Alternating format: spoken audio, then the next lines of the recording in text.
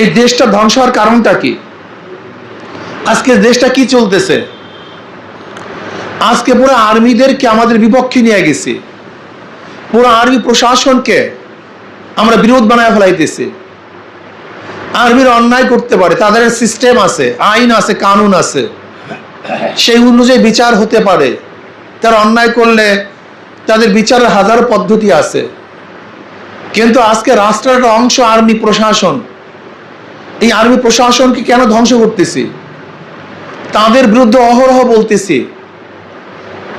আর্মির চিফকে আমার পছন্দ হয় না, সেটা বলার জায়গা আছে, কিন্তু পাবলিক প্লেসে যদি এত আমি তাদের ব্যাপারে কুৎসা রটনা করি, এদিকে আমাদের জন্য ঠিক হবে?